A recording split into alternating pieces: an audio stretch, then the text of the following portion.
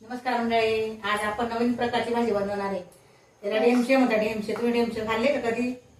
असे गोल गोल असतात ते, माझ्याकडे कापले गेले ते. आपण हे 3 ढेमशे कापून घेतले बाईवर तुकडे, हे पाशे असतात ते आपण तर साल काढून घेतले. ढेमशे म्हणतो आम्ही. तुम्ही काय म्हणता ते सांगा आम्हाला. हे ढेमशे घेतले आपण. ढेमशे आम्ही तर ढेमशे म्हणतो, तुमच्याकडे काय म्हणतात ते आम्हाला सांगा कमेंट मध्ये. हे 3 ढेमशे घेतलेले. नंतर ही चना डाळ घेतलेली मी 2 चमचे, ते आम्ही शिजून घेतले पहिले. 3 शिट्ट्या घेऊन शिजून घेतलेली. नंतर हे कूट आहे, याच्यात शेंगदाणे, तिळी व खोबरं टाकले मी याच्यामध्ये, भाजून चालले तर कूट तयार केले.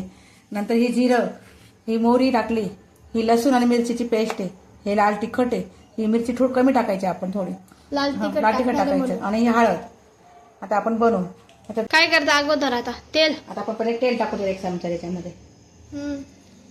कमी भाजी ना ती, 2-3च घेतलेले मी, ते जास्त कोण एवढं खात नाही. ते खातात आवडीने, पण आज म्हणजे 2 भाज्या बनवायच्या आम्हाला, वरण वगैरे, वरण भात वगैरे, त्याच्यामुळे ते कमी करायची भाजी. आपण म्हणजे मोहरी टाकू त्यात पहिले.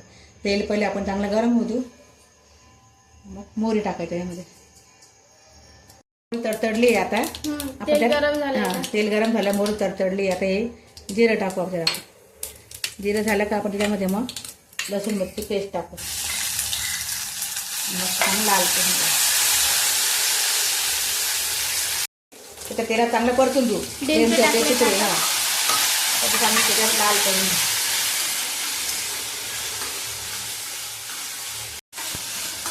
ही भाजी म्हणजे एकदम सोपी, अवघ्या 5 मिनिटात होते ते. 5 मिनिटात त्याला शिजू द्यावं लागतात. आपण त्याच्यामध्ये ही डाळ टाकू, शिजलेली हरभरा डाळ, ती चना डाळ ती टाकून देऊ. डाळ टाकल्यामुळे ती भाजीला खूप सुंदर अशी अशी चव येते त्याला. आपण त्याच्यामध्ये दाणा टाकले आपण. त्या डाळ टाकल्यामुळे आपल्या त्याच्यामध्ये एकदम सुंदर अशी चव येते त्या भाजीची.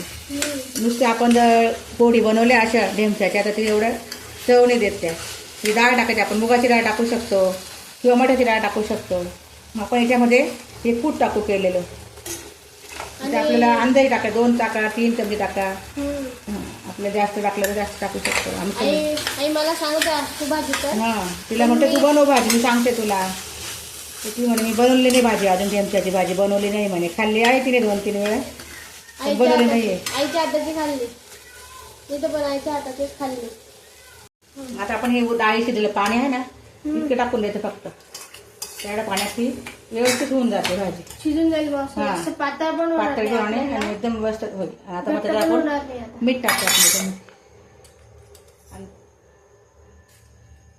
मीठ टाकू आणि तिला 5 मिनिटं झाकण ठेवून 5-7 मिनिटं शिजू द्यायचे.